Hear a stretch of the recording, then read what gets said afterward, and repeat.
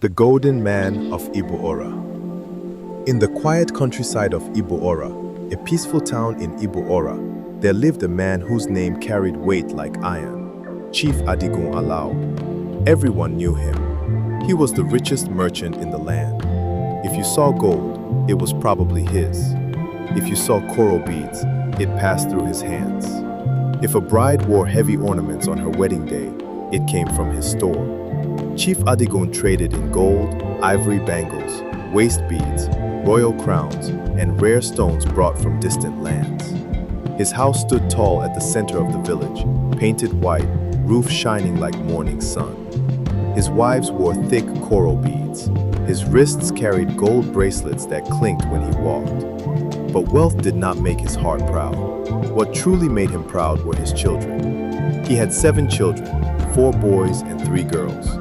Each one carried beautiful tribal marks on their cheeks, thin vertical lines carved gently during infancy, a proud sign of their Yoruba heritage. When they smiled, the marks stretched like rays of sunshine.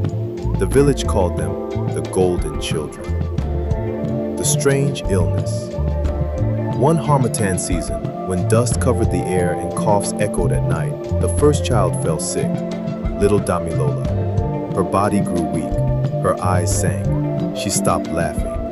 Chief Adigun summoned the best doctors from Ibadan. He brought foreign medicine.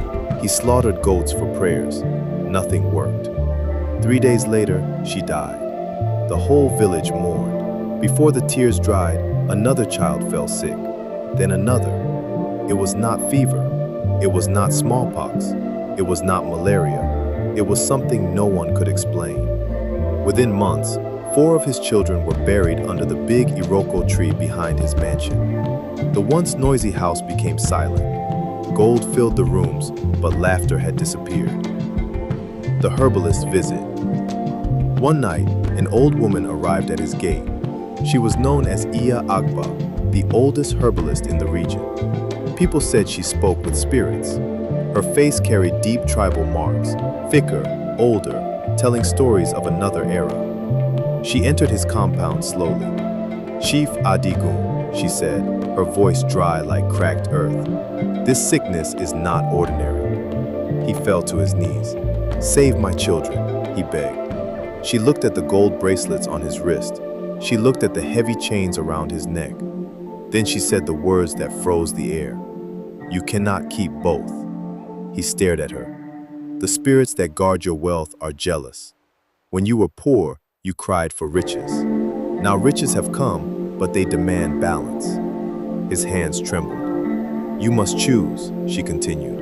"Either you become wretched again, empty of wealth, and your remaining children will live, or you keep your gold and lose almost all of them." Silence. Even the crickets stopped singing. The longest night. That night, Chief Adigun did not sleep. He walked through his treasure room. Gold necklaces shone under oil lamps. Boxes of coral beads filled the shelves. Silver anklets lay in rows like obedient soldiers. He touched them one by one. He remembered the hunger of his childhood. He remembered being mocked for torn clothes. He remembered promising himself he would never be poor again. But then, he heard coughing from his son's room. The thin, painful cough of his last boy, Adewale. He rushed to the child's bedside. The boy's tribal marks looked pale on his weak cheeks. "Father," the boy whispered, "don't let me go." That whisper broke something inside him. The decision. At sunrise, the entire village woke to shocking news. Chief Adigun had opened his gates. He began giving away everything. Gold chains, gone. Beads, shared freely. Ornaments, distributed to widows. Coins poured into the hands of the poor. He sold his mansion and returned to the small mud house where he once lived. People thought he had gone mad, but as the last gold bracelet left his wrist, Adewale's fever stopped. The coughing ended. The remaining 2 children regained strength within days. The strange illness vanished like morning mist. Years later, Chief Adigun became a simple trader again, selling farm produce in small baskets at the market square. His clothes were plain, but his house was full of laughter. His children grew strong, their tribal marks proud and bold. They ran freely across dusty paths. They sang, they played, and the village understood something powerful.